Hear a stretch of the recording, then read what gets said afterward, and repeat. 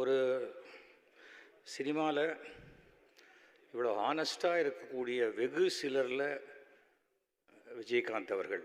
நான் நிறையா என்னுடைய பேட்டியில் சொல்லுவேன், கால் ஷீட் கொடுக்குறதுல சிவகுமார் மாதிரி நான் இருக்கணும்னு ஆசைப்பட்றேன், ஃப்ரெண்ட்ஷிப்பில் ஜெய்சங்கர் மாதிரி இருக்கணும்னு ஆசைப்பட்றேன்னு சொல்லுவேன். ஆனால் அதே போல் விஜயகாந்த் பொறுத்த வரைக்கும் நாங்களாம் விஜயின்னு தான் கூப்பிடுவோம். அரசியலில் நானும் 2006 2 பேரும் ஒன்றா தான் எம்எல்ஏவாக போய் அசம்பிளியில் உட்காந்தோம். அரசியலுக்கு இவ்வளோ நல்லவராக இருக்கக்கூடாதுங்கிறதுக்கு விஜயகாந்த் ஒரு உதாரணம். தைரியசாலிங்கிறது எப்படின்னா, ஆட்சி இல்லாத பொழுது கலைஞருக்கு மிகப்பெரிய விழா எடுத்து ஆட்சிக்கு நம்ம மேலே ஒரு கோபம் வரும்னு தெரிஞ்சால் கூட அதை பற்றி கவலைப்படாமல் விழா எடுத்து காமித்தவர் விஜயகாந்த். அது தனக்கு பிடிச்சதா செய்யணுமா செஞ்சு காமிச்சவர் விஜயகாந்த். ஒரு நாளைக்கு சுமார் 100 இல்லை 200 பேர் குறைஞ்சபட்சம் சாப்பிடுவாங்க. அவர் இத்தனை நாள் போட்ட சாப்பாடு அவங்களுடைய சந்ததி எல்லாரையுமே வாழ்க்கையில் மிக சிறப்பாக காப்பாற்று. சினிமாவில் பேர் புகழ் விஜயகாந்துக்கும் சரி, சிவாஜி, எம்ஜிஆர் யாருக்குமே இறப்பு கிடையாது. சினிமாவில் நடிக்கிறவங்க யாருக்கும் இறப்பு கிடையாது. ஏனென்றால் அவர்கள் வீட்டு தொலைக்காட்சியில் போனால் வாழ்ந்து கொண்டிருப்பார்கள், சினிமா தேட்டரில் போனால் வாழ்ந்து கொண்டிருப்பார்கள். எல்லாருக்குமே அது ஒரு பெரிய கிஃப்ட்டு. நம்மை விட திறமைசாலியான இயக்குனர்கள் இருந்தால் கூட அவர்கள் முகம் கேமராவில் இல்லாத போது அவர்கள் முகத்தை மறக்கக்கூடிய வாய்ப்பு உண்டு. இன்றைக்கும் தியாகராஜ பாகவதர் முகத்தை மறக்க முடியாது. ஏன்னா அது அந்த தொடர்ச்சி. அப்படிப்பட்ட ஒரு கலைஞன். எல்லாத்தையும் தாண்டி ஒரு விஷயம் விஜயகாந்த் கிட்ட என்னன்னு சொன்னால், ஒரு கஷ்டம் அப்படின்னா, ஒரு நாடக நடிகராக இருந்தாலும் சரி, நம்ம ஸ்டேட்டஸ் தான் இருக்காருன்னு பார்க்காம உடனே உதவி செய்கிற குணம் எம்ஜிஆருக்கு பிறகு நான் கேப்டன் விஜயகாந்த் கிட்ட தான் நான் அதை பார்த்தேன். இந்த கேப்டன்கிற அடைமொழி இனிமேல் தமிழ் சினிமா இருக்கிற வரைக்கும் வேறு யாருக்குமே அது வைக்க முடியாத அளவுக்கு அந்த இடத்தை விஜயகாந்த் ஃபிக்ஸ் பண்ணிட்டார்.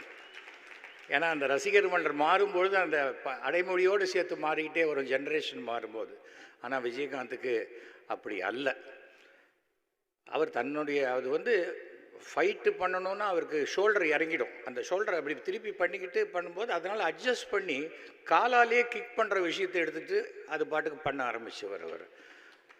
அது ஒரு பெரிய விஷயம், சாதாரணமான ஒரு விஷயம். சினிமாவில் நல்லவர்கள் நல்லவைகள் அப்படின்னு எடுத்து பார்க்கும்போது அந்த லிஸ்ட்டில் விஜயகாந்த் என்றைக்குமே அந்த ஃபஸ்ட்டு இடத்துல இருப்பார்.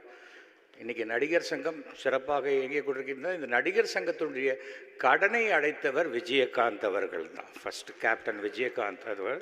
இன்றைக்கி அந்த நிலம் மீட்கப்பட்டு அடுத்த செட் ஆஃப் யங்ஸ்டர்ஸ் வந்திருக்காங்க, பண்ணுறாங்க, சிறப்பாக பண்ணுவாங்கன்னா அதுக்கு விஜயகாந்த் அவர்களுடைய ஆசீர்வாதம் என்றைக்குமே உண்டு. ஒருத்தர் இறந்து போன பிறகு அவரை பற்றி இவ்வளோ பேசும் பொழுது இந்த மாதிரி ஹாலெல்லாம் இவ்வளோ தூரம் ஃபுல்லாகுதுன்னாக்கா அதுக்கு ஒரு 300 ரூபா பிரியாணி இதெல்லாம் வாங்கி கொடுத்தா கூட வரத்துக்கு ஆள் இல்லாத காலகட்டத்தில் ஒரு கேப்டன் விஜயகாந்துங்கிற பேருக்காக எந்த விளம்பரமும் கிடையாது பேப்பரில். இன்றைக்கி இவ்வளோ பேர் இருக்காங்கன்னா அது கேப்டன் விஜயகாந்துங்கிற பேர் தான். அதுதான் லைஃப்பில் நம்ம சேர்த்து வைக்கணும். சொத்து கித்து இதெல்லாம் அப்புறம் அதுக்கு பிறகு அந்த நல்ல பெயர் இருக்குல்ல, அது இறந்த பிறகு இல்லை இவர் வேறு மாதிரின்னு சொல்கிறது. இன்றைக்கி விஜயகாந்தை பற்றி இங்கேன்னு இல்லை, எந்த இடத்துல வேணாம், தமிழ்நாட்டில் எந்த கோடியிலே இருக்கட்டும், உலகத்தில் தமிழர்கள் எங்கே இருக்காங்களோ அங்கே இருக்கட்டும், ரெண்டாவது வித்தியாசமான ஒப்பீனியனே வராத ஒரு நடிகர் என்றால் அது கேப்டன் விஜயகாந்த்.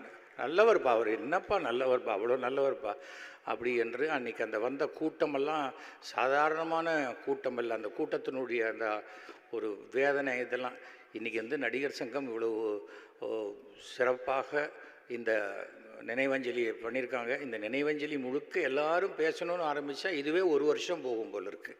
எங்கள் சைடில் அத்தனை பேர் இருக்காங்க. இருந்தாலும் விஜயகாந்த் அவருடைய ஆத்மா சாந்தி அடையும். விஜயகாந்த் செய்த அனைத்து நல்ல காரியங்களுக்கும் அவருக்கு சொர்க்கத்தில் ஒரு இடம் உண்டு. அது என்றைக்கும் உண்டு. அவர் அவருடைய ஆத்மா சாந்தி அடையும். அவர் குடும்பத்தாருக்கு என்னுடைய மனமார்ந்த அனுதாபங்களை தெரிவித்துள்ளது. என்ன சொன்னாலும் ஃபிசிக்கலாக நம்மக்கிட்ட இல்லாத ஒருத்தரை நம்ம திருப்பி கொடுக்க முடியாது. ஆனால் இந்த நல்ல நினைவுகள் அந்த குடும்பத்தை மிக சிறப்பாக வாழ வைக்கும் என இறைவனை வேண்டிக் கொள்கிறேன். நன்றி, வணக்கம், ஜெய்ஹிந்த்.